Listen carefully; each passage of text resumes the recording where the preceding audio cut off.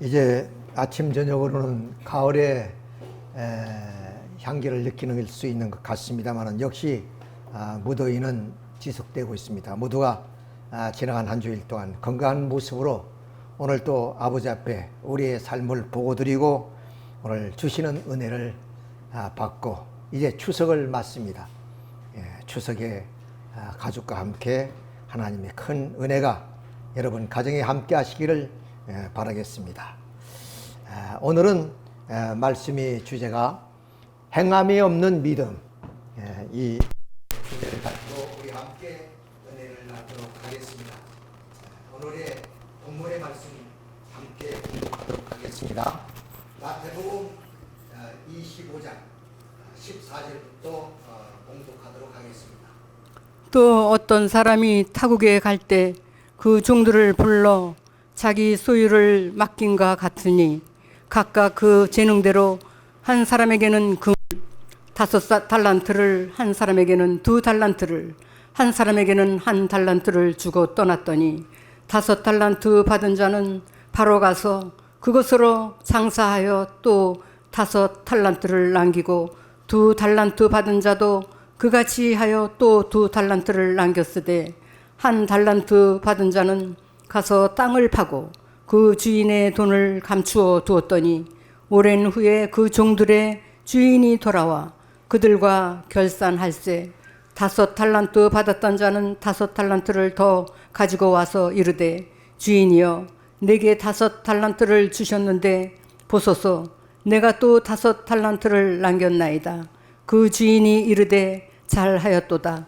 착하고 충성된 종아 내가 적은 일에 충성하였음에 내가 많은 것을 네게 맡기리니 네 주인의 즐거움에 참여할지어다 하고 2달란트 받았던 자도 와서 이르되 주인이여 내게 2달란트를 주셨는데 보소서 내가 또 2달란트를 남겼나이다.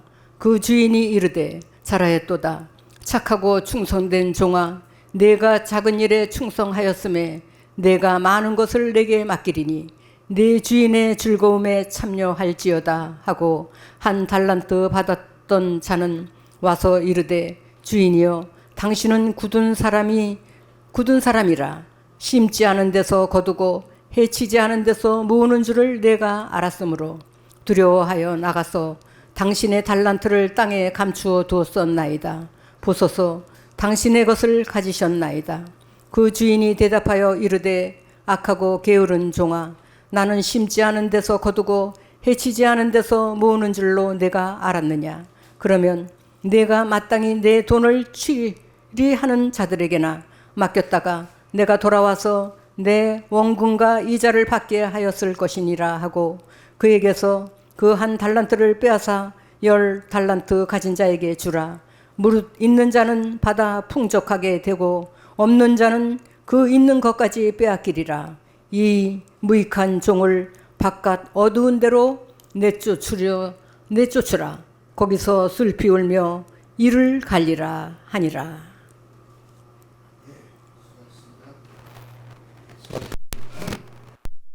이 달란트 얘기는 우리 사회에서도 심심치 않게 이야기하는 하나의 내용이기도 합니다. 마지막 우리가 구절을 보게 되면 1달란트 가진 사람에게 게으르고 악하다고 얘기를 합니다. 물론 그 앞서 5달란트나 2달란트를 가진 종에게는 착하고 충성스럽다 그랬습니다. 그래서 작은 것에 충성함으로 인해서 큰 것을 맡기겠다 하는 그런 말씀입니다. 오늘 우리 모두에게는 다 달란트를 가지고 있습니다. 즉 하늘이 주신 달란트를 우리는 각자 자기의 능력껏 또한 자기의 책임 분담으로 주어진 그런 삶을 우리가 살고 있다고 볼 수가 있습니다.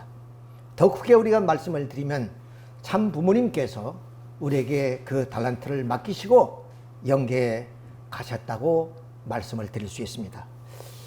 제가 많은 사람을 만나면서 오늘의 우리 통일가의 사태에 대해서 서로 이야기를 나누게 될 때 좀 모두가 다 공통적으로 얘기하는 얘기가 뭐냐, 이도저도 아니고 나는 아버지만 바라보고 신앙생활을 한다.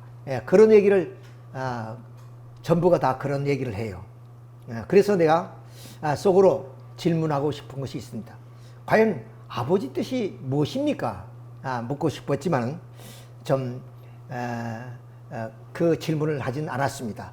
왜냐하면 아까 게으른 그 종을 이 성서에는 악하기까지 하다 이렇게 얘기를 했습니다. 이런 것을 봤을 때 오늘 우리 원로 선배 우리들에 이르기까지 이 사태가 이렇게 확대되어진 이유가 무엇이느냐? 그것은 바로 아버지 뜻에 대해서 관심이 없었다는 얘기입니다. 아까 말씀드린 것처럼 나는 이도저도 아니고 아버지 뜻만 바라보고 간다고 하지만은 실은 아버지 뜻에 관심이 없었다 그 말입니다. 그런 의해서 성서에 지적하는 것처럼 바로 좀 게으르고 악한 그런 우리가 아버지 앞에 아들 딸이 아닌가 이런 생각을 갖게 됩니다. 자, 그래서 우리는 그 아버지 뜻이 무엇인가 한 것을 우리가 여기서 제3 우리가 생각해 봐야 될 하나의 문제다. 물론 모르는 건 아니지만 그러나 오늘 이 사태를 당하면서 과연 아버지는 우리에게 무엇을 바라고 있는가?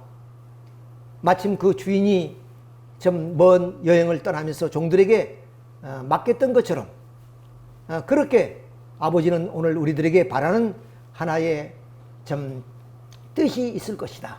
그 뜻이 무엇인가 한 것을 우리가 한번 생각해 보도록 하겠습니다. 자, 우리 부활론을 보게 되면은 부활론에서 이 믿음이란 게 뭐냐 하는 것을 우리에게 자세하게 설명해 주고 있는데 그 믿음의 시대에 따라서 다르다는 사실을 우리는 여기 이 도표를 통해서 알 수가 있습니다. 자, 원래 우리 인간은 이렇게 완성해서 좀 하나님의 참된 자녀로서의 하나님은 이 땅 위에 만왕의 왕이 되시고 우리는 그 왕권에 의해서 이 땅 위에 하나님의 이상을 실현해 나가는 하나님의 아들, 딸이 돼야만 되는 것입니다. 그런데 아담과 에아가 뭐냐면 성장 과정 속에서 타락함으로 말미암아 바로 우리 인간은 이 원리꼴을 벗어났습니다. 즉 쉽게 말하면 우리가 위성을 쏘아 올리면 그 위성은 바로 그 궤도를 따라서 움직이게 되는 겁니다. 그렇지만 그 궤도를 이탈하게 되면 결국 그 위성은 본분의 사명을 다하지 못하고 사라지죠. 마찬가지로 우리 인간의 창조는 이 원리 궤도 속에서 성장해서 이 원리를 통해서 우리 인간은 그 이상향을 이루어 살게끔 되어 있습니다. 그 원리권이 바로 하나님의 그런 치리하는 왕권의 세계입니다. 하나님의 나라인 것입니다. 그런데 우리 인간이 타락으로 말미암아 이제 하나님이 우리 인간을 구원하시는 그 섭리는 이렇게 타락한 비원리권에서 원리권으로 진입하는 하나의 과정을 가리켜서 우리는 부활 기대 섭리 시대다 그럽니다. 이때는 절대적인 순종을 전제로 합니다.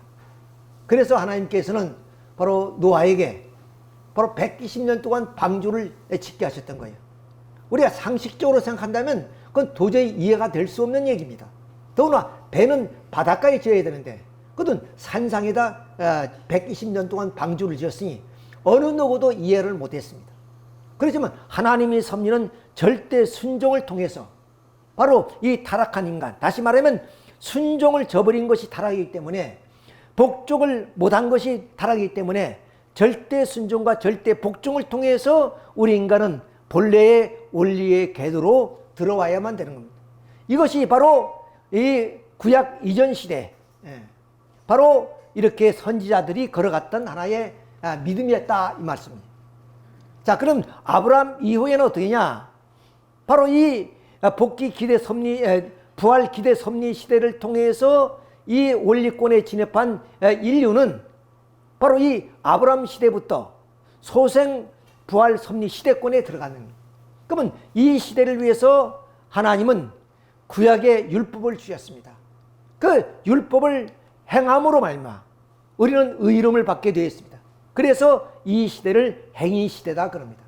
그러니까 이 시대의 인류들은 바로 이런 시대적 혜택을 입기 때문에 율법을 행하면 그들은 죽어서 어디 가느냐? 바로 영영제급 영계에 들어가게 되는 것이다.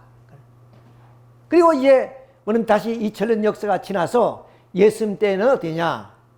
바로 영적 장성부활 섭리 시대입니다.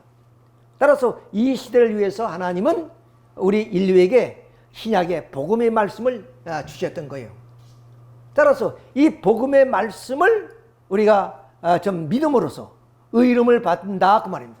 그래서 이 시대를 신의 시대다 그럽니다.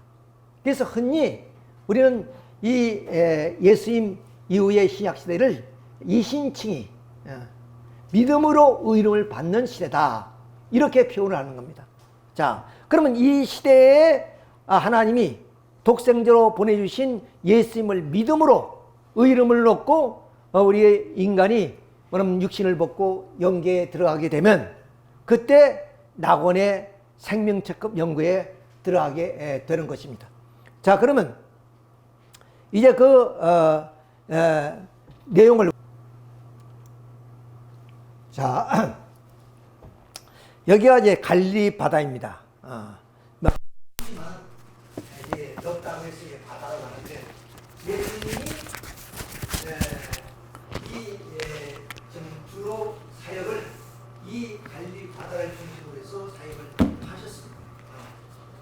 그래서 이 가버나움에서 이제 말씀을 마치고 이제는 유월절을 맞이하기 위해서 예루살렘으로 이제 가게 되는 과정을 우리 사순절이라 합니다.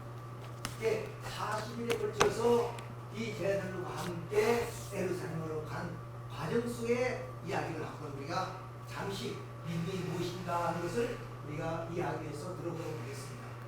요한복음 6장 28절을 보면은 그들이 묻되 우리가 어떻게 하여야 하나님 일을 하오리까 이렇게 이제 물으니까 예수께서 하신 말씀이 예수께서 대답하여 이르시되 하나님께서 보내신 이를 믿는 것이 하나님이다 했습니다. 자, 그러면 오늘 우리 참부모님이 난 뜻만을 위해서 산다 그랬습니다. 그 참부모님의 뜻이 무엇일까요? 그것은 참부모님이 이 땅에 계실 때 이루어진 그 뜻을 계승해서 그것을 완료시킬 수 있는 그런 분을 우리가 믿고 따르는 것이 참부모님의 뜻입니다. 왜? 하나님은 영이시기 때문에 하나님이 직접 지상에서 섭리하시는 것이 아니라 선지자를 세우셔서 섭리를 하셨고 예수님을 보내서 예수님을 통해서 섭리를 하셨습니다. 이제 참부모님도 영계에 가셔서 영으로 계시기 때문에 이 땅 위에 참부모님의 뜻은 바로 후계자, 상속자, 대신자를 통해서 일어나게 되는 것입니다. 자, 그러면 다시 우리는 예수님의 에 대한 믿음이 어떤 것인가 것을 우리 한번 살펴봅시다. 누가복음 9장 20절에 보면 또 우리에게 이루시되 아무든지 나를 따라오려거든 자기를 부인하고 날마다 내 십자가를 지고 나를 따를 것입니다. 누군지 제 목숨을 구원하고자 하면 잃을 것이요 누군지 나를 위해서 제 목숨을 잃으면 구원을 하리라. 보이를 좀 보시겠어요? 보이를 좀 보시겠어요? 마이크 상태 안 돼요. 볼륨을 좀 보시면. 자, 그렇지. 그 예수님을 우리가 믿는다는 것은 뭐냐? 그러면 모든 것을 부인하. 자기를 좀 맞춰보세요. 자, 자기의 어떤 생각과 자기의 그 중심한 그런 하나의 생각을 버리지 않고서는 그것을 우리가 십자가로 표현하죠. 지고 나를 따를 것이야. 누구든지 제 목숨을 구원하고자 하는 데는 잃을 것이야. 그러니까 목숨을 걸지 않고서는 주님을 따라갈 수가 뜻이라 그랬으니 그 주님을 믿는데 어떤 모습으로 믿어야 되냐? 목숨까지 걸고 가야 되는 것이 바로 이 신약 시대에 이신칭 믿음으로 의를 받는 하나의 길입니다. 그러니까 아무나 갈 수 없는 그 길이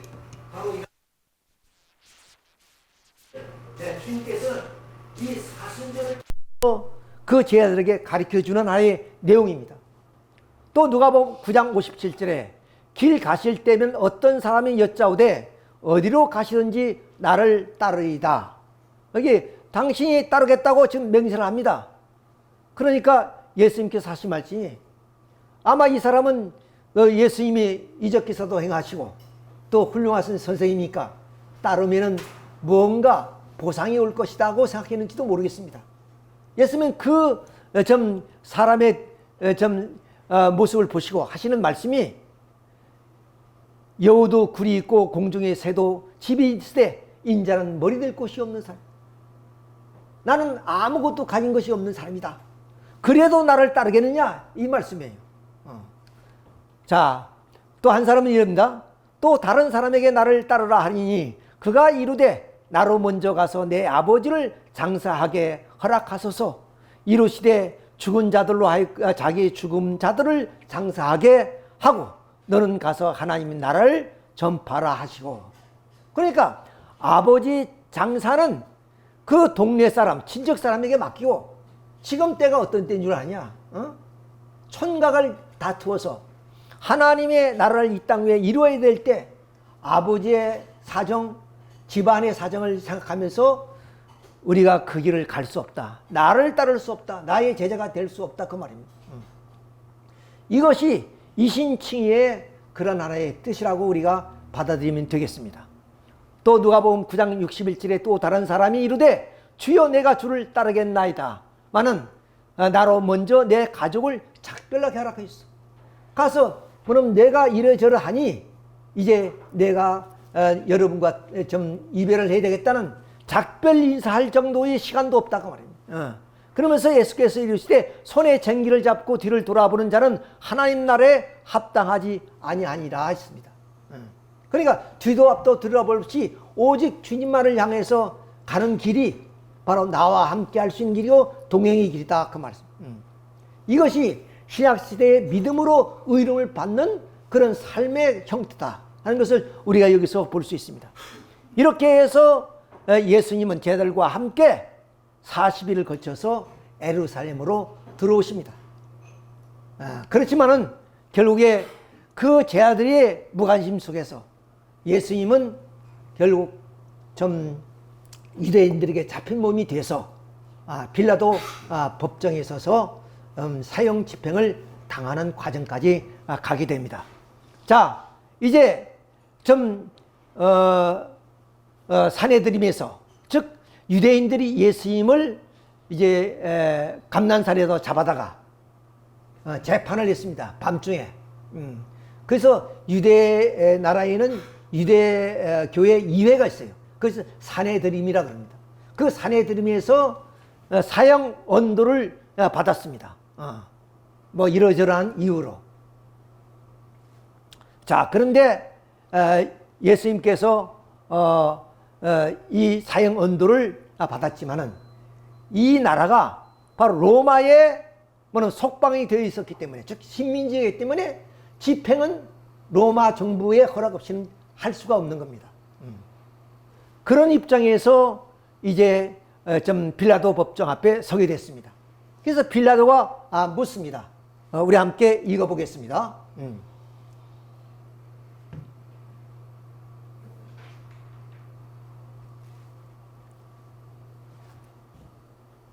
내가 읽겠습니다. 요한복음 18장 35절에 빌라도가 대답하여 내가 유대인이냐? 내 나라 사람과 대제사장들이 너를 너에게 넘겼으니 내가 무엇을 하였느냐? 예수께서 대답하시되 내 나라는 이 세상에 속한 것이 아니라 만일 내 나라가 이 세상에 속한 것이라면 내 종들이 싸워 나로 유대인에게 넘기지 않게 하였으리라. 이제 내 나라는 여기에 속한 것이 아니라. 여기서 이제라는 말은 뭐냐? 예수님이 이 땅 위에 하나님 나라를 실제적으로 세우기 위해서 오신 거예요. 그런데 빌라도 법정 앞에 서서 내 나라가 여기에 속하지 않았다는 것은 뭐냐? 따라오던 제자도 그리고 그 무리들도 모두가 다 떠나버렸습니다. 예수님 홀로 설 수밖에 없습니다. 그러니까 예수님이 이 땅에 좀 하나님의 만왕의 왕으로서의 아들로 이 땅에 태어나서 하나님 나라를 이룩하기 위해서 이 땅에 오신 거예요. 그러나 그런 나라를 이룰 수 있는 그런 모든 것이 이제 물거품이 된 입장이에요. 이런 입장에서 만약에 내 종들이 있다면 내가 너희 앞에 이렇게 끌려올 수 있겠느냐? 그 말입니다. 힘이 없는 예수님의 그 처참한 모습을 우리가 여기서 볼 수가 있는 겁니다. 자, 그러면서 빌라도가 이르되 그러면 내가 왕이냐 아니냐? 예수께서 대답하시되 내 말같이 내가 왕이니라. 내가 이를 위해서 태어났으며 이를 위하여 세상에 왔나니 곧 진리에 대하여서 증언하려 함이로다. 무릇 진리에 속한 자는 내 음성을 듣니라 하신대. 이렇게 이 예수님은 이 땅에 왕으로 오셨지만 결국에 그 왕을 좀 받들고 모실 수 있는 종들이 없기 때문에, 신하들이 없기 때문에 예수님은 이 땅 위에 나라를 세우는 것을 포기하고 결국에 좀 유대인들의 그런 좀 그 열정에 의해서 결국 십자가를 칠 수밖에 없는 그런 입장이 되었습니다. 그래서 결국에 이 빌라도도 예수님이 아무런 죄가 없다는 것을 알았습니다. 그러나 유대인들에 의해서 밀란이 벌어질까 염려되어서 사형 언도를 집행하도록 하게 됩니다.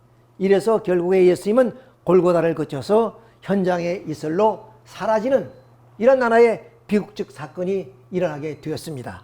자, 오늘 이 말씀을 드리는 것은 무엇을 말하냐? 당시에 그 예수님을 따랐던 제자들, 그리고 또한 아까 사순절을 통해서 예수님과 함께 쟁기를 가지고 뒤도 돌아보지 않고 오직 앞만을 향해서 달려왔던 그 제자들은 다 어디 가고 예수님 홀로 강도들로 함께 이렇게 십자가형을 당하는 그런 처참한 이 모습을 우리가 보면서 제가 어릴 때 영화 한 편을 본 것을 아마 기억을 하면서 말씀을 드리고자 합니다. 이 영화는 60년대 영화입니다. 그러니까 우리가 배너라는 영화를 잘 아시죠? 배너와 함께 이 영화가 아주 히트를 외쳤습니다. 1960년도에 이 상영된 영화인데 스탠리 큐브릭 감독을 했고, 그리고 주연은 커쿠다 그라스가 이 사람이 커쿠다 그라스입니다. 이 사람이 주연이 돼서 뭐냐면 스파르타쿠스라는 하나의 영화입니다. 이것은 노예 전쟁입니다. 로마 시대에. 자, 근데 이 노예들이 이제 해방을 맞이하기 위해서 반란을 일으켰어요. 근데 무리가 굉장히 많지만은 이분들은 다 오합지졸입니다. 훈련받지 못한 그런 전쟁터에 나온 거예요. 그런데 로마에는 훈련받은 정예 부대들이 수는 적지만은 결국 싸움에서 이 스파르타쿠스가 이끄는 노예들이 패배를 합니다. 그래서 포로가 됐어요. 이 로마의 장군은 바로 이 스파르타쿠스를 잡으려고 하는 거예요. 그래서 스파르타쿠스가 누구냐? 나와라! 그러니까 우리 같으면 이러면 이 주동자는 극형에 처해지는 겁니다. 다시 말하면 십자가에 처해지는 거예요.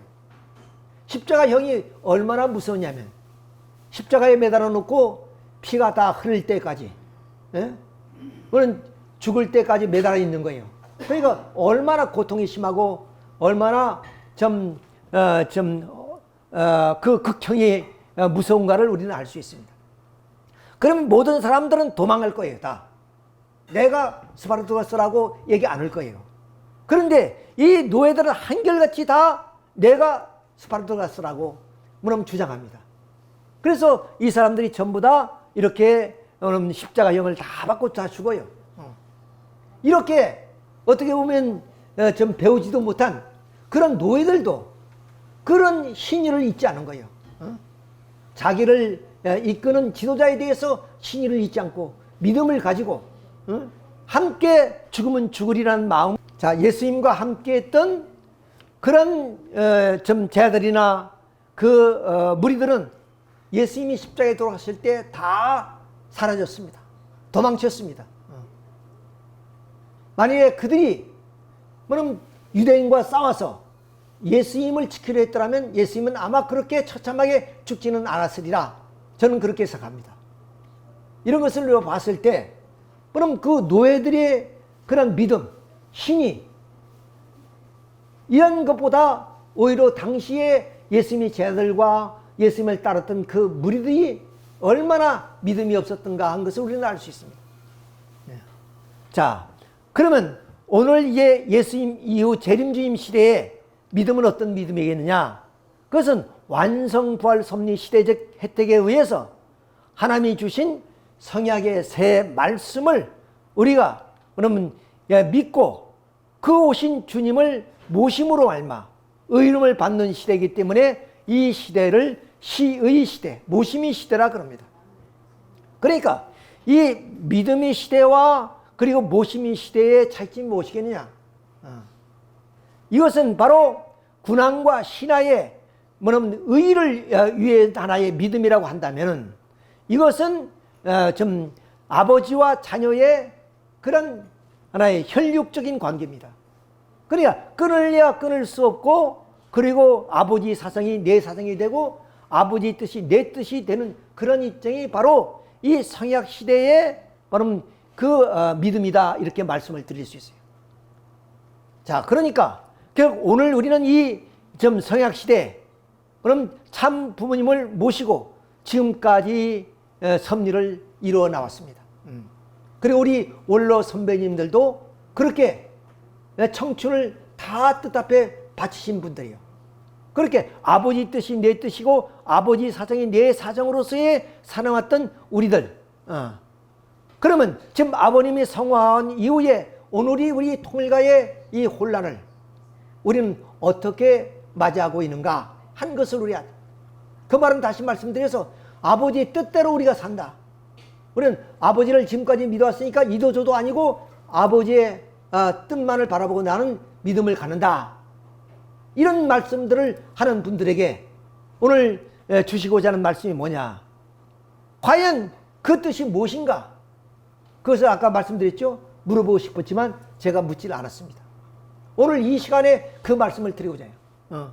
하나님의 뜻이 오매불방 이 땅 위에 인간이 타락한 이후에 사탄이가 주권을 가지고 왕권을 가지고 시간과 공간을 초월하는 이 세계를 지배해왔습니다. 그러니까 온 인류가 사탄의 그런 역사 속에서 우리 심령이 빼앗겨서 사탄의 그런 원한대로 우리가 움직여 살아왔다는 거예요.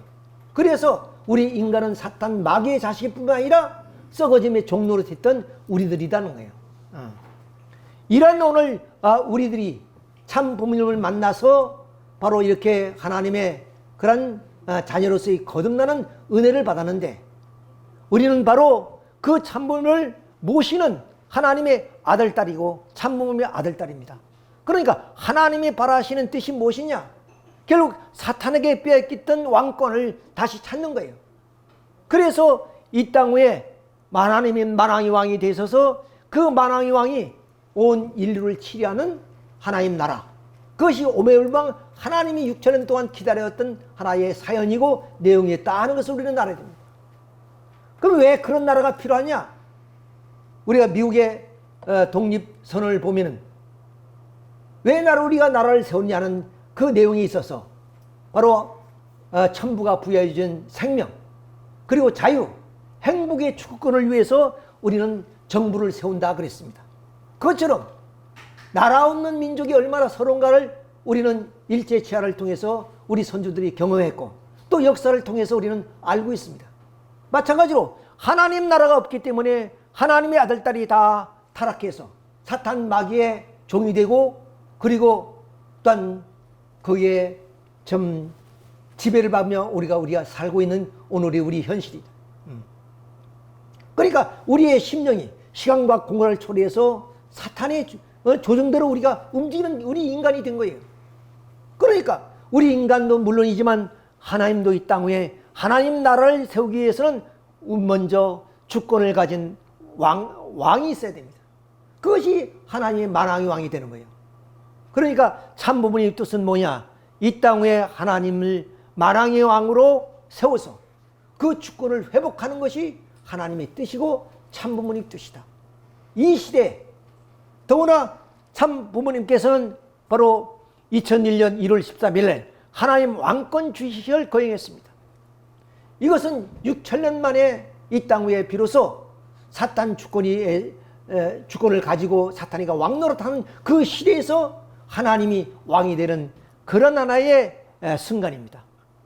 그러니까 이 날이 얼마나 아버님께서는 이 뜻길을 걸으면서 기다렸던 그런 날인가 한 것을 아버님의 기도의 음성을 들으면서 저희들은 느꼈습니다.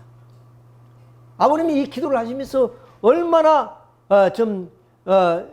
통곡하다시피 그 우시는 모습을 저희들은 직접 보았습니다.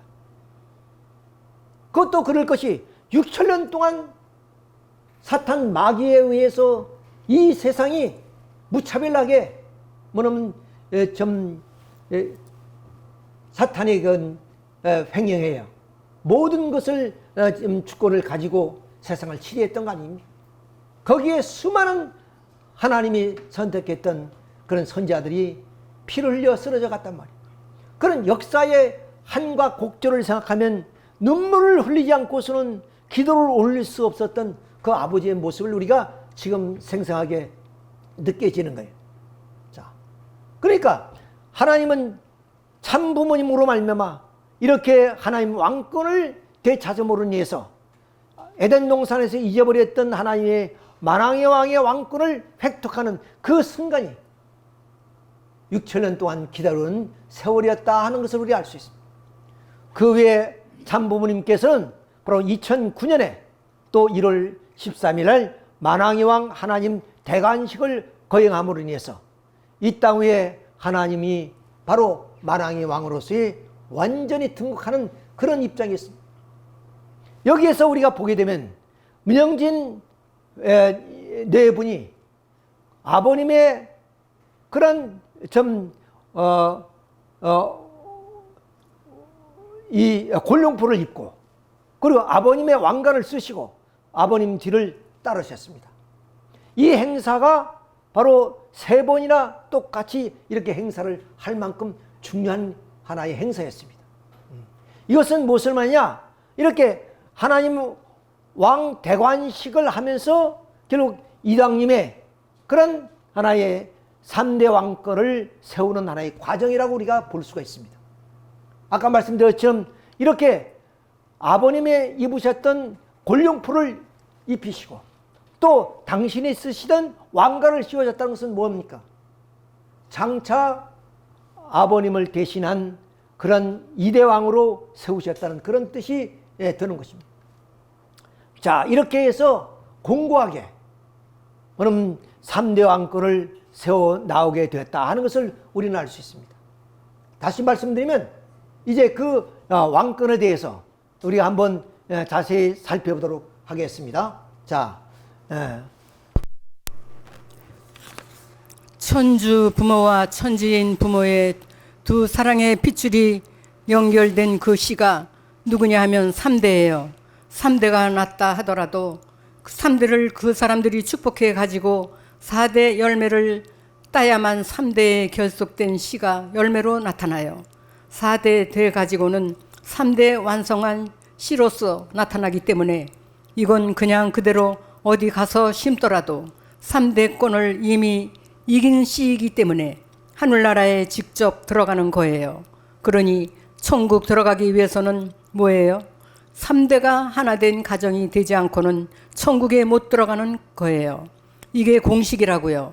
3대권이 돼야만 하나님이 1대라면 아담 해와가 2대인데 아담 해와가 결혼해서 아들 딸을 낳아가지고 결혼하게 될 때 하나님 품에서 지금까지 갖고 있던 아담의 소유권을 나눠줄 수 있는 거예요. 3대 만에 상속해 주는데 3대까지 타락했기 때문에 3대 셋을 다시 탕감해 가지고 완성한 씨로서 거둔 4대가 되어야만 하늘나라의 창고의 완전한 씨로서 타락이 없는 씨로서 해방적 씨로서 종자를 삼을 수 있다는 거예요.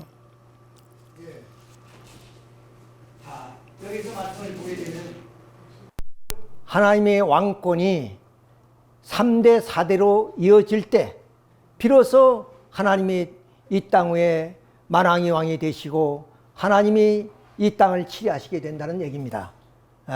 그러니까 결국에 하나님을 중심한 참 부모님이 일대 왕이고, 그리고 이대 왕이 세워지시고, 그 다음 3대 왕이 됐을 때 비로소 4대 열매가 따지게 된다는 겁니다. 그러니까 우리 가정맹세도 있습니다만 3대 왕권이 이루어질 때 비로소 하나님의 왕권이 이 땅 위에 4대로 만세대로 이어지게 된다는 거예요. 그러니 하나님이 이 땅 위에 만왕의 왕으로서 이 왕권을 세우는 것은 1대로 끝나는 것이 아니라 바로 3대까지 이어지게 돼요. 그래야 비로소 3대 왕권이 돼야 4대의 왕권이 열매를 맺게 된다는 그런 말씀이 내용입니다. 우리는 중국의 최초의 통일 제국이 세웠으니 그것이 진나라입니다. 진나라가 얼마나 망하냐? 15년 만에 망해요. 강력한 나라의 제국인데 3대에 가서 망해버립니다. 그러니까 어떤 왕조나 제국도 만세대로 이어지기를 바라는 마음에서 제국이 출발이 되어지죠. 왕조가. 그런데 진나라는 최초의 통일 국가이면서도 3대도 채우지 못하고 결국에 15년 만에 망해버립니다. 하나님이 바라시는 것은 뭡니까?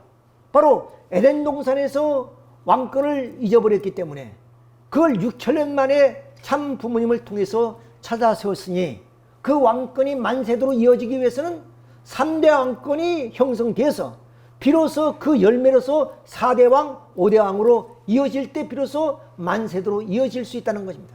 그러니까 오늘 우리 통일의 무리들은 뭐냐? 아버님이 원하는 뜻이 무엇이냐? 그 3대 왕권을 지켜나가는 것이 아버지의 뜻이다 그 말입니다. 그래서 이 하나님 만왕의 왕 대관식을 하면서 우리 형제님 네 분을 뒤따르게 하시기 위해서, 그리고 당신이 입었던 골련풀을 입히시고 왕관을 씌워서 당신이 들을 따르도록 하시던 겁니다. 그리고 왕권을 다시 이렇게 축복해 주는 장면을 우리가 볼 수 있습니다. 그리고 참 부모님께서 친필로 바로 만왕의 왕은 한 분이고 그분은 참 부모를 통해서 이 땅 위에 그 누구도 아니고 바로 문형진이다. 그 외에는 이단자여 폭파자라고 했습니다. 이것은 미리 아버님께서 예상하셔서 이 왕권을 부정하는 사람이 있다면 그건 이단자의 폭파자라는 거예요. 그러니 누구에도 이것을 부정할 수 없도록 이렇게 3대 왕권을 하나님 아버님께서 세우시고 연계해 가셨기 때문에 결국 오늘 통일가는 그 아버지의 뜻이 무엇이냐? 이도저도 아니고 나는 아버지 뜻만 따라간다는 그 얘기는 뭐냐? 3대 왕권을 지켜나가는 것이 아버지의 뜻이다. 이렇게 우리가 말씀을 드릴 수가 있는 겁니다. 자, 그래서 우리 이제 이 가정맹세에 대해서 이 3대 왕권이 얼마나 중요한 것인가 한 것을 우리가 한번 다시 읽어보도록 하겠습니다. 이 가정맹세에 대해서 한번 보겠습니다. 가정맹세 5월 1일 이게 본당이야. 그 결과적으로 하늘이 인류의 축복에 바로 가정맹세가 되겠습니다. 자, 한번 읽겠습니다.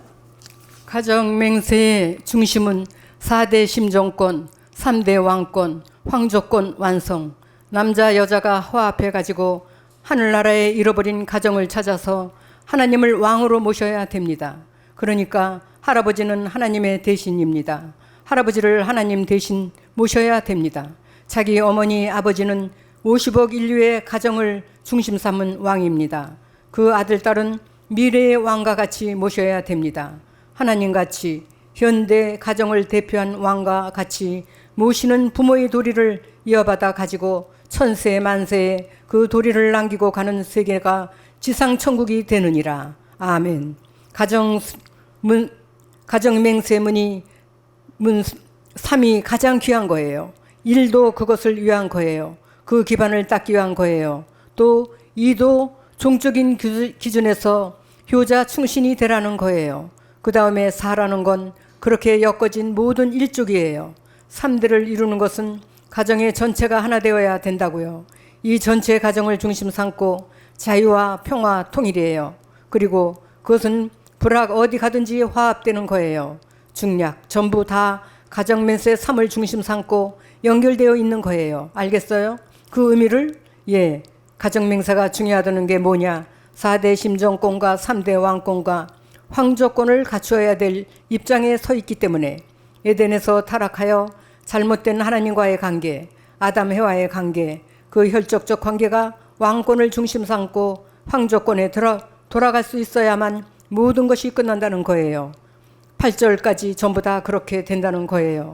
아담 해와가 하나님을 절대 믿지 못하고 사랑하지 못하고 하나님같이 위하고 또 위하고 싶은 마음이 없어졌으니 이것을 탕감복귀해야만 하나님의 본연의 출발 동기의 기준을 통해서 방향과 목적 기준에서 결착해가지고 정착 해방이 벌어지는 거라고요.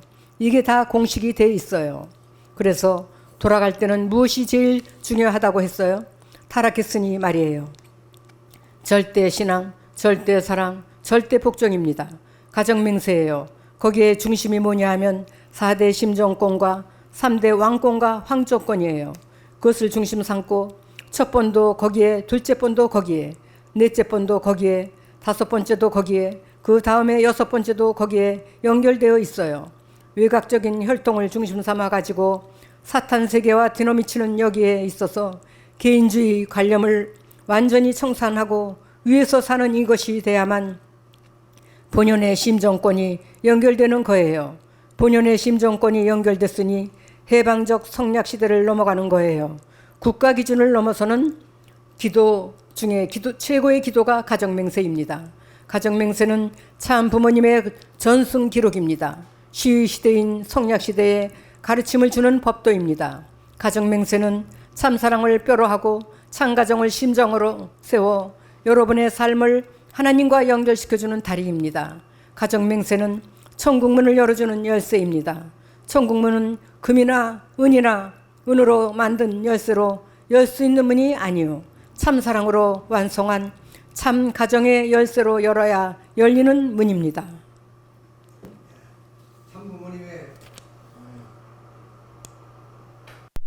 참부모님의 말씀 중에서도 가장 핵심적인 것이 가정맹세고, 그 가정맹세 가운데서도 3절인 4대 심정과 3대 왕권을 이루는 것이 참부모님의 뜻이야 하나님의 이상의 목적이다 하는 것을 오늘 이 가정맹세를 통해서 강조해 주는 내용이다 하는 것을 우리가 알 수 있습니다. 따라서 이제 참부모님의 그 이상은, 즉 참부모님의 뜻은 3대 왕권을 이루는 것이기 때문에 아까 이미 말씀을 드렸습니다마는 부모님 가정에서 좀 칠남이신 문영진 회장을 참부모님께서 이렇게 좀 2대 왕으로 정해 주시고 그 네 분에게 그렇게 왕권을 축복해 주시는 하나의 모습을 우리가 볼 수 있게 됩니다. 자, 그러면 우리가 원리적으로 문영진 회장이 바로 이렇게 2대 왕으로 세워지는 하나의 그 원리적 내용이 무엇인가 하는 것을 우리가 한번 살펴보면 로마서 8장 29절에 내가 원함으로 함도 아니고 다른 박질함으로 원함도 아니다 그랬습니다. 오직 그 하늘이 정하시고 부르신 대로 이 이대왕님께서 선택되어진 것이다. 다시 말씀드리면 이대왕님이 원해서 이 자리에 선 것이 아니라 하늘은 미리 예지하고 예정해 놓으셔서 그것을 참 부모님은 정하시고 부르셨습니다. 그러면 그 이대왕님은 그것으로서 의롭고 영화를 받는 것이냐? 그렇지 않습니다. 모든 우리가 하늘에 예지되고 예정되어 있는 인물들이 예정됐다고 의롭고 영화를 받는 건 아닙니다. 예정됐으면 예정된 만큼 그에게 주어진 책임 분담이 있습니다. 그 책임 분담을 다할 때 비로소 의롭고 영화를 얻게 되는 것이다. 자, 그러면 이 정하시고 부르시는 과정은 뭐냐? 그것은 하나님이 책임이고 아버님이 책임입니다. 그 책임을 우리가 숫자로 따지면 95%에 해당된다 그 말이에요. 95%에. 예를 들면 대통령을 우리가 선출했습니다. 그 대통령이 뭐는 자기의 직분에 맞게끔 충실하게 자기의 임기 기간에 나라와 민족과 백성을 위해서면 훌륭한 대통령이 되는 겁니다. 그건 자기의 책임이에요. 그러나 백성들이 선택해 준 것은 95%예요. 그러면 자기가 해야 될 책임은 5%에 불과한 겁니다. 비록 5%는 작지만 본인에게는 최대의 그런 정성과 노력이 기울여야 되겠죠. 이렇게 해서 아버님께서는 문영진 회장을 이대왕으로 세우셨다 하는 것을 우리가 여기서 알 수 있습니다. 그러면 성서적인 여러 가지 또 근거를 보면, 자, 토기장이가 진흙 한 덩어리로 하나는 귀하게 쓸 그릇을, 하나는 천하게 쓸 그릇을 만들 권한이 없느냐? 이 말은 무슨 말이냐? 아버님이나 하나님이 문영진 회장을 선택하는 것은 바로 하나님이 귀하게 생각해서 선택하셨다. 이것은 하나님이나 참부모의 권한권이지 우리가 이렇다 저렇다 가타부타 할 얘기 아니다, 그 말씀입니다. 그리고 로마서 9장 15절에서 16절을 보게 되면 국률이 여길 자를 국률이 여기고 불쌍히 여길 자를 불쌍히 여기한 즉 그러므로 인해서 원함도 아니고 그리고 다른 박제함으로도 아니다, 이미 말씀을 드린 처럼 이렇게 이 모든 것은 뭐는 하늘이 정해 주신 것이다, 그런 뜻입니다. 자, 그러면 예를 들어서 로마서 9장 11절은 하나님은 야곱을 사랑하시고 에서는 미워했습니다. 그걸 왜 야곱을 사랑하시느냐? 그것은 하나님의 섭리에 있어서 야곱은 장자권을 복귀해야 될 그런 아벨적 입장에 있기 때문에 그렇습니다. 그러니까 왜 문영진 회장이 이대왕이 되느냐? 왜 하나님 아버님이 선택했느냐? 그것은 바로 우리가 이렇다 저렇다 할 얘기가 아니다. 그것은 국률이 여긴 것이나 불쌍히 이런 것은 모두가 다 하나님의 뜻에 의해서 아버님이 정하시고 부르시기 때문에 했지만 그가 의롭고 영화를 얻기 위해서는 반드시 그로서도 책임을 다해야 한다. 그 책임을 다하고 계신 분이 바로 문영진 우리 이대왕님이시다 하는 것을 우리가 알 수가 있습니다. 자, 그러면 이런 이대왕님을 세우셔서 3대 왕권을 세우시는 아버지의 뜻이 바로 어떻게 진행되어 나왔느냐 하는 것을 우리가 잠시 살펴보게 되면 하나님의 섭리는 모자 협조를 통해서 찾아가 장자 기업을 탕감복귀하는 역사를 이루어 나왔습니다. 자, 그래서 그것이 바로 야곱 가정에서 쭉 이어져 와서 이제 참부모님 가정에서 참 어머니가 이제 막내 아버님이 세우신 아벨적 입장에는 형제를 협조해 가지고 그 형제들의 사랑과 그리고 형제들이 형제님을 통해서 중부로 세우고 굴복해서 그 뜻을 받들어서 어느면 이 아버님을 중심하고 이렇게 형제간의 사랑을 이루게 되면 비로소 뭐냐면 문영진 회장이 이대왕으로서 설 수 있는 겁니다. 그것을 이렇게 이루어 나왔다고 말해요. 그럼 우리가 좀 그 대관식을 보더라도 어머니 아버님이 직접 문영진 회장에게 물론 축도를 해주는 장면을 우리가 보게 될 때 어머님도 거기에 적극 참여했다는 것을 우리가 여기서 알 수가 있습니다. 그러나 이제 아버님 말씀에 2011월 11일 날 하신 말씀이 뭐냐? 모자 협조 시대에는 끝이 나고 부자 협조 시대가 도왔다, 이렇게 선포를 했습니다. 그래서 지금은 부자 협조 시대입니다. 과거는 뭐는 이 모자 협조 시대지만 이제 2000년이 들어오면서 부자 협조 시대에 들어오셨기 때문에 이제 참 부모님을 통해서 형제님 네 분이 이대왕이 되시고 그 다음 신주님에게는 천정궁의 주인이 신준이다, 이런 말씀까지 했습니다. 그래서 3대 왕으로 이미 아버님 계실 때 정해 주셨어요. 그러니까 이게 아버님을 중심해서 1대 그리고 2대 3대 왕권이 세워짐으로 말미암아 그것이 4대로 이어지면서 만세대로 이어지는 하나의 천일국이 이 땅 위에 세워지게 되는 것이다. 아까 우리 가정명세에서도 4대 심정과 3대 왕권을 통해서 4대의 열매를 맺어 나간다 그랬습니다.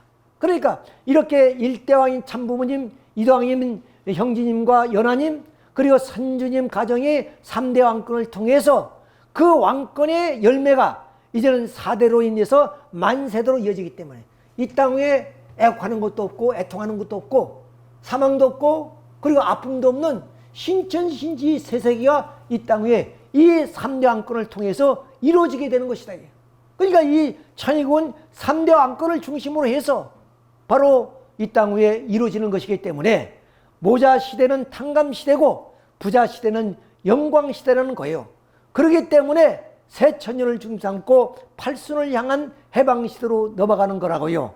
지상 천국 만민이 하나님 나라의 집에서 세계의 집에서 같이 살 수 있는 형제의 심정구로 국경과 종족과 민족 문화 습관성 이 모든 것을 넘어서서 그리고 균일적으로 새 출발을 하니 하나님이 주관할 수 있는 그런 신천신지가 되는 것이다. 그러니까 오매열방 하나님이 바라셨던 그런 왕권이 이런 지상에 그럼 착지를 해서 그것이 만세대로 이어지기 위해서는 3대 왕권이 이루어지는 것이고 그 3대 왕권을 통해서 이젠 4대의 왕권의 열매가 맺혀져 만세대로 이어지게 되는 것이다. 그러니 아버지 뜻이 무엇이냐? 이도 아니고 저도 아니고 아버지 뜻만 따라서 우리가 간다. 그 말이 뭐냐? 아버지가 바라는 것은 3대 왕권을 이룰 수 있도록 우리 원로 선배들이 우리 식구들이 여기에 협조해야 되고 동참해서 이 지상 위에 아버님이 안 계신 이 땅 위에 3대 왕권이 굳건하게 세워져서 그 열매로서 4대 5대로 이어지는 만세대로 이어지는 하나님 왕권이 이어져 나가야 된다는 거예요.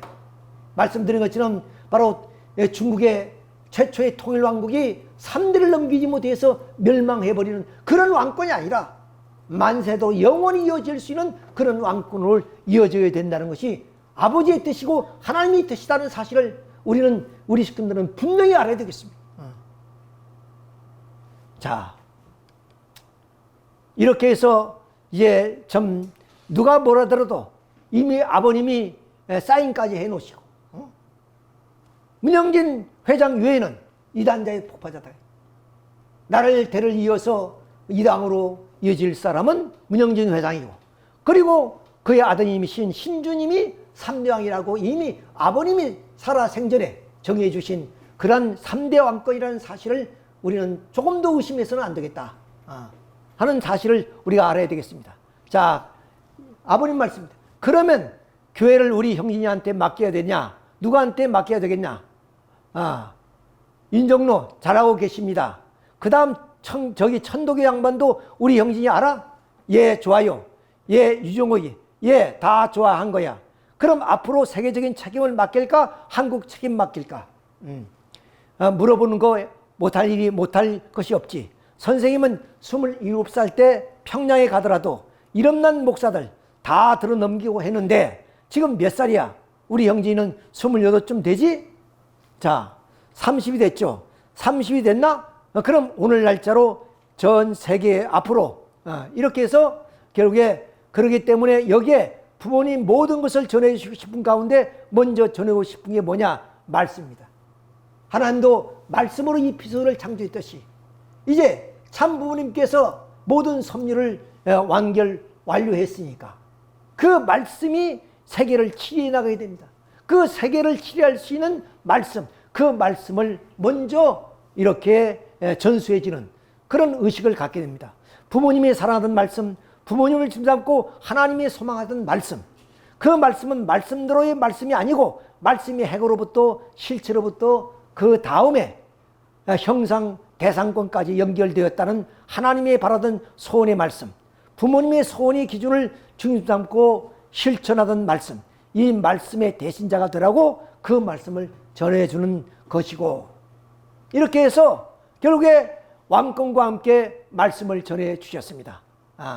자, 다시 한번 아버님의 그런 직접 사인하신 모습을 한번 이어보겠습니다. 만왕의 왕은 한 분이요, 하나님 참부모님 한 분이요, 만세대 백성도 한 혈통의 국민이요, 한 천국의 자녀이다.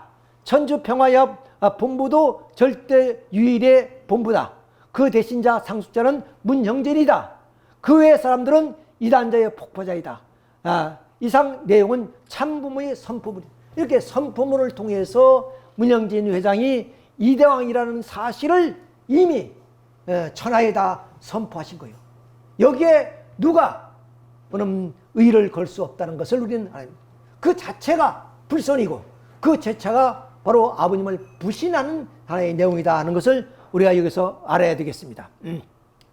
자, 이렇게 해서 문영진 회장님은 참부모로부터 말씀을 전수받고 그 다음 왕권을 축복받은 것입니다. 자, 그래서 그 축복권을 가지고 이제 문영진 회장님은 직접 참 아버님이 살아 생전에 축복권은 아버지밖에 없습니다. 그 아버지의 축복권을 받으셔서 직접적으로 축복 행사에서 주례를 서시기도 했다는 사실을 우리는 압니다. 그 다음 말씀 상속을 받으셨는데 이 말씀 상속은 다시 전국 교회에 상속해 주는 거예요. 그때 돼야 바로 문영진 회장은 전국에는 교구장들을 다 부르셔서 이렇게 아범이 상속해 주신 8대 교조 교본을 전수해 주는 그런 하나의 의식을 가졌습니다. 전수식에 참석한 교구장 부부들은 참 부모님 말씀 8대 교조 교본을 전수받았음을 서약하며 말씀을 상속받아 절대 신앙, 절대 사랑, 절대 복종의 삶으로 말씀이 실체가 되며 말씀을 전 인류에게 상속할 것을 서약했습니다. 자, 그래서 여기에 이렇게 서약서까지 썼습니다. 이건 뭐예요? 누구에 의해서 한 것이라 참부모님 말씀을 상속받은 바로 이대왕이신 문영진 회장님이 모든 교회에 바로 이 말씀을 상속해 주었다. 그런 걸 보더라도 바로 문영진 회장님은 아버님으로부터 직접 그런 말씀을 상속권을 받게 됐다는 것을 우리는 열게 알게 됩니다. 자, 이제 우리 마지막으로서 그러면 아버님이 지금까지 이뤄 나오신 그런 하나의 기대를 우리가 한번 생각해 봅시다. 아버님은 결국 우리가 메시아 구세주라고 인정하는 것은 무언제로 이 땅에 오셨기 때문에 그렇습니다. 그리고 말씀을 선포하시고 또한 참 부모로서 이 땅에 오셨기 때문에 우리는 메시아 구세주임을 의심 없이 고백했습니다. 자, 우리 아버님 말씀을 우리 한번 읽어보겠습니다. 나는 어렸을 때부터 하늘이 가르쳐 줬어요. 핏줄이 정상인가 아닌가를 안 물어봤겠나? 말도 말라고 해요. 말도 말라고. 내가 물어보는데 말도 말라고 하늘이 그랬는데 하늘이 책임진다는 그것을 꿈에도 생각하면서 일부의 사람들이 혹시 의심이 돼서 아버님이 정말로 원죄가 없을까? 이런 아마 이야기를 들으셨던 모양입니다. 이렇게 아버님께서는 직접 내가 하늘 앞에 내가 정말 원죄가 없는 메시아인가 아닌가를 안 물어봤겠냐 이게요. 그러니까 하나님 말씀을 그걸 질문이라 하느냐 말도 말라 이런 말씀을 하셨습니다. 그래서 우리는 아버님을 구세주 메시아 참부모로 영접하시고 아버님의 주신 원리의 말씀을 우리가 교본으로 삼고 우리의 생활의 지침으로서 이 말씀대로 살아가는 거 아니겠습니까? 자, 그러면 아버님은 참부모가 되기 위해서는 이제 어린 양 잔치를 해야 됩니다. 그 어린 양 잔치의 신부를 맞이하는 것이 또한 아버님이 해야 될 하나의 사명입니다. 그래서 독생자는 독생녀를 찾아야 됩니다. 찾아 길러야 된다고요. 길러야 되네. 찾을 것만 아니라 그냥 완성한 입장에서의 그런 독생녀가 나타나는 것이 아니라 바로 어린 신부를 키워서 바로 신부를 만들고 그리고 어머니를 만들고 할머니를 만들어 가야 된다는 얘기예요. 예, 그런 과정.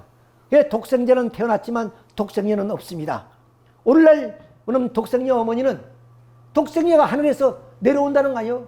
예, 당신이 초림 독생녀라는 겁니다. 그런데 아버님 말씀은 독생자는 태어나지만 독생녀는 이 땅에서 찾아야 된다는 것이에요. 해와가 타락했기 때문에 사탄 세계에서 찾아야 돼요. 자, 그래서 아버님은 최성길 여사를 먼저 선택하셨습니다. 근데 이미 전 말씀을 드린 것처럼 우리 최성길 여사가 이 어린 양 잔치에 신부가 되기 위해서는 아버님이 그를 정하고 부르셨지만 그가 신부가 되어서 의롭고 영화를 받는 것은 바로 그 자신이 책임을 다해야 돼요. 그러니까 부르는 것은 아버지의 95%고 자기의 책임하는 것은 5%에 불과하지만 그 책임을 다할 때 의롭고 영화를 받습니다. 그러나 우리가 알다시피 이 최성길 여사님은 그 책임을 다하지 못해서 결국 어린 양 잔치를 치르지 못하고 그 대신 우리가 내가 이름이 안 나오네. 예. 김명희 여사님이 이제 선택이 되었습니다. 역시 김명희 여사님도 이런 과정을 거쳐서 어린 양 잔치를 했는데 역시 이분도 그 5%의 책임을 다하지 못하신 거예요. 그래서 세 번째 한학자 어린 학생이 선택이 되었습니다. 그러니까 한학자 이 어린 학생이 책임을 다함으로 말미암아 비로소 이런 간택이 되어서 비록 원죄는 있지만은 간택해서 여기에서 뭐냐면 가약식을 거치고 15일 후에 바로 어린 양 잔치가 치러졌기 때문에 바로 여기에서 아버님과 일치를 이뤘으므로 원죄를 청산하고 구세주 메시아의 부인이 되었다 그 말입니다. 무슨 말씀인지 아시겠죠? 자, 이렇게 해서 결국에 아버님은 하시는 말씀이 난 이제 참 어머니를 이제 좀 성혼식을 하시고 하시는 말씀입니다. 여자를 딸로 모셔다가 키워가지고 아내를 만들어야 되고 그 다음에 어머니를 만들어야 되고 그 다음에 할머니를 만들어야 되고 여왕의 자리까지 만들어야 돼요. 하나님의 부인 자리까지 키워야 돼요. 그 길은 참부모밖에 몰라요. 참부모만이 할 수 있는 마지막 길이에요. 그걸 누구한테 맡길 수 없으니 내가 끝까지 어머니를 키워서 그렇게 했던 거예요. 그러니까 좀 17살 난 그 한학자 학생이 무엇을 알겠습니까? 하나님의 뜻을 이해한들 얼마나 알겠으며 또 아버지의 그 심정을 어떻게 알겠습니까? 아버지께서 하나님의 그 뜻을 안고 이 어린 학생을 뭐냐면 어린 양 잔치에 뭐냐면 이제 분이로 맞이해서 이렇게 어머니로서 할머니로서 그리고 여왕으로서 그렇게 키워오는 그런 세월이라는 것을 말씀하고 계십니다. 자, 이렇게 해서 뭐냐면 우리 참 어머님이 되시고 구세주 메시아 부인이 돼서 결국에 이 땅 위에 참모를 통해서 좀 참된 자녀가 탄생하고 축복가정들이 탄생해서 이 땅 위에 하나님이 오매불망 기다려왔던 그런 만왕의 왕이 치리하는 천국이 이 땅에 열리게 됐다고 말이에요. 자, 이것이 누가 비원리적이 아니에요. 오늘 우리는 이것을 따라가고 있습니다. 이걸 주장하고 있습니다. 그런데 오늘 가정연합의 그런 간부들이나 교권 세력이나 식구들은 뭐라 합니까? 이거 비원리적이라는 거예요. 비원리적이로. 이것은 바로 온 세계의 식구들이 이러한 과정을 통해서 축복 과정으로서 탄생했습니다. 이것이 어떻게 비원리적입니까? 이런 원리적인 것을 그들은 비원리적이랍니다. 그럼 그들이 주장하는 원리적인 것이 무엇인가 한 것을 우리가 알아봅시다. 자, 참부모님 성화예언에 갑자기 바로 참 어머님은 독생녀를 내걸고 자기가 뭐는 원죄 없이 출생한 그런 메시아다 이렇게 합니다. 그러니까 아버님은 원죄가 있고 자기는 원죄가 없다 그랬습니다. 그리고 나는 성혼 후에 원죄 없는 게 아니고 성혼 전부터 아버님이 원죄를 갖고 태어났다. 그러니까 아버님 말씀에는 원죄를 가진 그런 한학자 학생을 이렇게 성혼을 통해서 아버님을 통해서 원죄를 벗었다고 하는 것인데 거꾸로 한학자 이 독생녀 어머니는 뭐냐? 내가 본래 원죄가 없었다. 아버지는 원죄가 있었다. 이런 얘기입니다. 자, 아버님께서 원죄가 있다는 근거가 아버님은 형제가 있지 않나? 아버님께서 원죄가 없으면 그 형제들도 원죄가 없는 것이 아니냐? 나는 형제가 없다.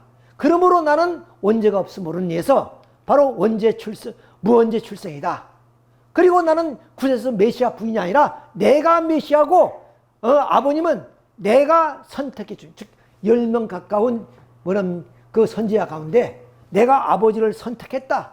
아버지는 후보자 중에 한 명이지 메시아가 아니다 그 말입니다. 그리고 나는 원리를 배운 적도 없고 그리고 2000년 기독교사를 왜곡시켜 나옵니다. 그리고 아버님께서 정해진 8대 교주계본을 없애고 3대 교주계본을 세웠다. 이것이 자기들이 원리적이라고 하는 거예요. 원리적이라고. 이것이 오늘 가정연합에서 교권 세력들이 말하는 원리적이다. 이것이 원리적이냐 이 말이에요. 이것이. 천하가 다 알고 있는 얘기입니다. 이러한 원리적인 것을 부정하고 아까 말씀드렸던 참 아버님이 메시아고 그리고 한학자 참 어머님은 메시아의 분이라는 그 사실을 가지고 신앙하는 우리들이 뭐냐면 비원리적이라는 겁니다. 어불성설이죠. 일 수 없는 얘기를 가지고 이렇게 하는 것입니다. 자, 이런 입장에서 결국 참 독생녀 어머니가 하시는 말씀을 보십시오. 아버지 독생자 아니야. 독생녀를 교육하라. 그러면서 참 아버님의 사촌 동생인 문용년 회장님 앞에 이 독생녀 하는 말이 그겁니다. 메시아는 무슨 메시아야? 동네 골목대장도만도 못하다가 아무리 미흡기로서 당신이 남편 되시고 그리고 우리가 구세주 메시아라고 믿고 있는 우리 문선영 참 부모님한테 하신 말씀이 뭐냐? 시골의 골목대장도 못한 사람이다 이게. 문선명이는 그렇게 평화를 하는 거예요. 그래. 그것이 있을 수 있느냐 이게. 어느 집안인데 아무리 부모 아버지가 못되더라도 어머니는 그렇게 가르치지 않습니다. 너희 아버지가 너희들을 낳고 키우기에 얼마나 정성을 들인 줄 아냐. 이것이 어머니의 참된 모습이에요. 그런데 인류의 어머니와 평화의 어머니란 그 사람이 어떻게 그러면 남편 되시고 참부모 되신 아버님을 이렇게 폄하할 수가 있느냐 그 말이에요. 그리고 당신이 아버지가 책임을 다하지 못하기 때문에 당신이 새로운 섭리를 이끌어간다 이거예요. 아버님은 성하실 때까지 모든 것을 다 이뤘다고 선언했습니다. 사실 또 그렇습니다. 세계의 섭리나 그리고 하나님의 한이었던 왕권을 복귀해드리고 만왕의 왕으로서 그렇게 즉위식까지 하지 않습니까? 그런 하늘 풀어드리는 하나님이 그 책임을 다하지 못해서 내가 그 새로운 섭리를 한다. 자, 원죄를 가지고 태어난 아버님은 원죄 없이 태어난 독생녀를 만나 원죄를 청산한다는 거예요.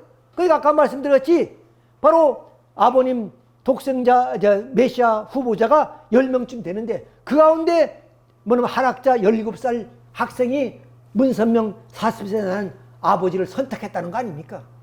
이렇게 해서 메시아를 만들어줬다는 거예요. 이것이 과연 원리적이냐 말이에요.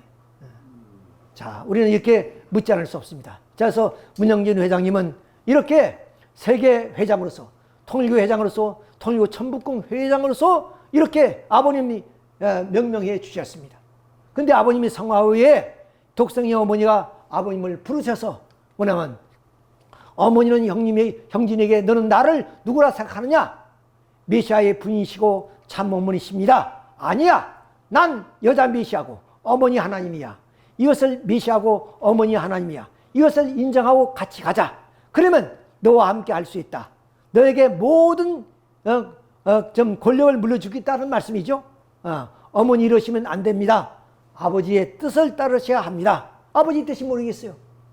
바로 어머니의 협조 속에서 3대 왕권을 이루어서 이 땅 위에 만세도 이어지는 것이 아버지 뜻 아니에요. 그런데 이 3대 왕권을 파괴시키는 것이 바로 이 얘기예요. 그래서 어머니 다리를 붙들고 애원했지만 어머니는 듣지 않았어요. 그래서 미국으로 내쫓았습니다. 미국으로. 혹자는 그럽니다. 미국에 가서 좀 쉬었다 와라. 뭐 공부하다 와라.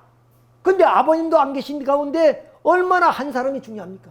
더구나 아버님 직계 자녀 가운데 목회를 하시는 분은 이분밖에 없었습니다. 그러니 더더욱 어머니 입장에서 아버님이 이 당으로 세웠으니까 힘이 되어주고 그리고 큰 기대를 만들어서 온 천하의 만백성들이 이당님을 따를 수 있도록 하는 것이 어머니 도래가 아닙니까? 자, 이럼에도 불구하고 오히려 이 어머니는 그 아들의 왕권을 그럼 질투를 했는지 이렇게 광야로 내쫓았습니다. 자, 그래서 그 이왕님은 광야에 나가서 머물 곳이 없어서 펜실베니아 깊은 계곡에 들어가서 이렇게 밤이면 밤마다 그 좀 야생동물들이 나오는 그 골짜기에서 겨울에는 추위가 20도 30도 오르내리는 곳입니다. 거기에서 생활을 하면서 10년의 인고의 세월을 보냈습니다. 즉 잊어버린 왕권을 되찾기 위해서 정성을 들였습니다. 자, 이사야 49장 14절의 얘기를 드리겠습니다. 오직 시온에 이르기를 여호와께서 나를 버리시며 주께서 나를 잊었다 하거니와 여인이 어찌 그 젖먹는 자식을 잊겠으며. 그래서 세상에 뭐 자식의 부모를 버리는 한이 있더라도 부모는 자식을 버리지 않습니다. 더구나 내리사랑이라고 하지 않습니까? 막내에 대한 사랑이 얼마나 깊겠습니까? 그 막내 아들을 왕권을 탈취해 왕으로 되어 있는 왕권을 가지고 있는 문영진 회장을 바로 미국으로 출국시켜 버렸다 그 말이에요. 자, 그들은 혹시 잊을지라도 나는 잊지 아니하리 것이다. 내가 너를 내 손바닥에 세웠고 너의 손뼉이 항상 내 앞에 있다니. 이와 같이 좀 어머니로서 생모로서 어찌 그 자식이 이 펜실바니아 골짜기에서 이러한 추위 속에 견디는 것을 보면서 단잠을 잃 수 있냐. 이건 어머니로서는 도저히 상상할 수 없는 얘기입니다. 그런데 문영진 회장이 어머니에 대해서 잘못을 지적할 때 오늘 통일교회는 뭡니까? 불효자식이다 그럽니다. 3년간 가만히 있다 오면 되겠지. 가만히 있게끔 보낸 것이 아닙니다. 이미 왕권을 이제 어디에서 내려놓게 만든 거예요. 내려놓게 만든 거예요. 그래서 홀로 펜실바니아 골짜기에 간 거 아니겠습니까? 자, 우리가 예수님이 그 친척집 결혼식에 가서 예수에게 술이 떨어졌다거니 여인요, 이 잔치가 나와 무슨 상관이 있습니까? 그리고 예수님과 그 동생들이 예수님을 찾아왔을 때 그 예수님의 제자가 선생님이요, 주님의 어머니와 동생들이 왔습니다. 그러니까 누가 나 어머니요 내 동생이냐? 나와 함께하는 자만이 내 어머니요 내 제자라 그랬습니다. 그러면 그걸 우리가 불효자라 할 수 있습니까? 불효자가 아닙니다.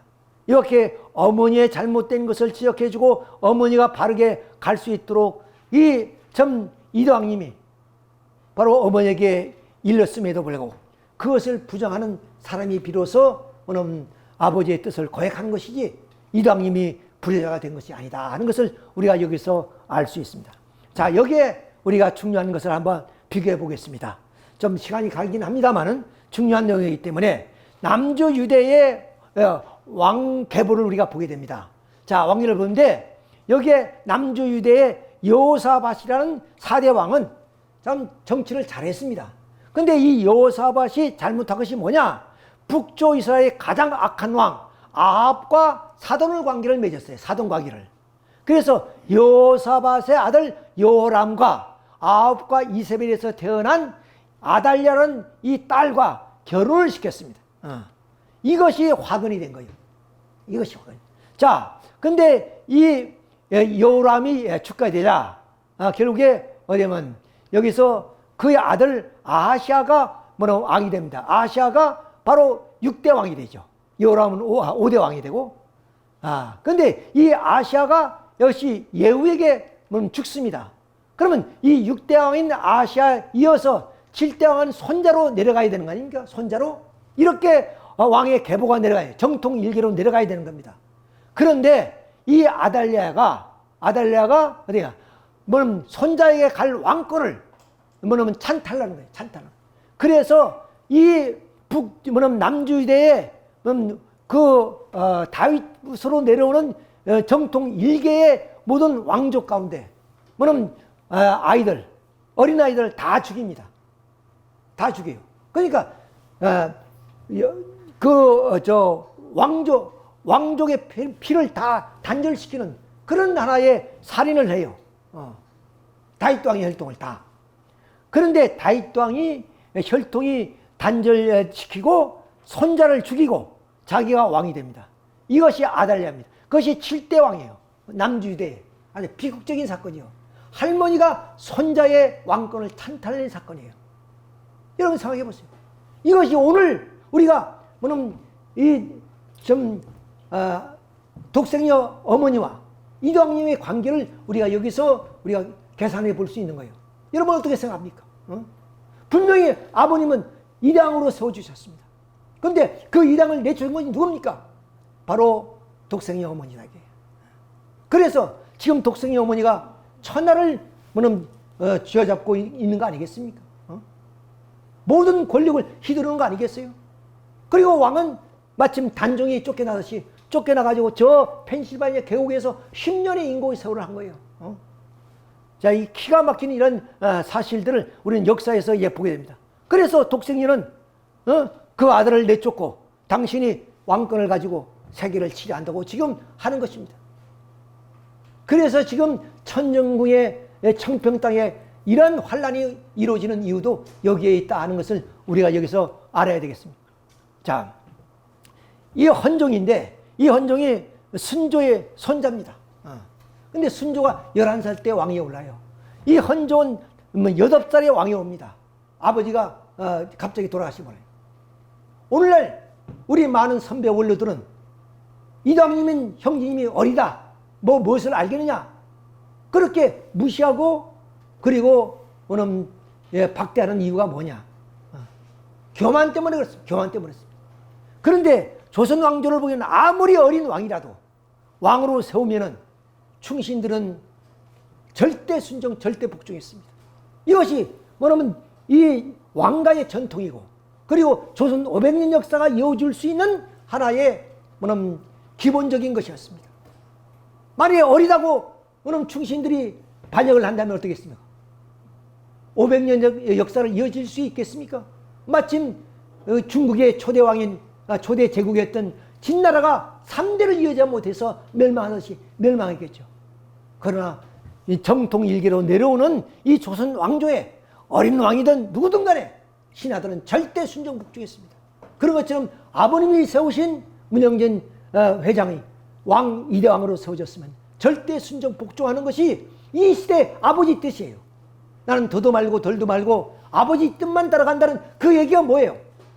마침 달란트 얘기와 같습니다. 당신께서는 마음이 굳은 사람이라서 그럼 힘지도 않는 데서 거두고 해치지도 않는 데서 모으는 당신인 줄 알았다는 그 좀 악한 종, 그 악한 종의 예와 마찬가지로 오늘 모든 선배 원리들 우리들은 다 어떤 사람입니까? 바로 아버지의 뜻을 이루는 것이 아니라 아버지의 천륜의 뜻을 거역하는 그런 악한 무리가 되어버리고 말았다 하는 것을 우리가 말씀드릴 수가 있습니다. 자, 이렇게 우리는 전 과거의 조선 역사를 통해서 펼쳐진 그런 하나의 신하와 군신 간의 관계, 의를 하나 지키기 위해서 삼적이 멸하는 그런 하나의 형벌을 받으면서 결국에 군왕 앞에 불사이군의 길을 걸어왔던 충신 열사들의 그런 하나의 삶을 우리는 역사를 통해서 너무나 잘 알고 있기 때문에 이것은 약하기로 하겠습니다만은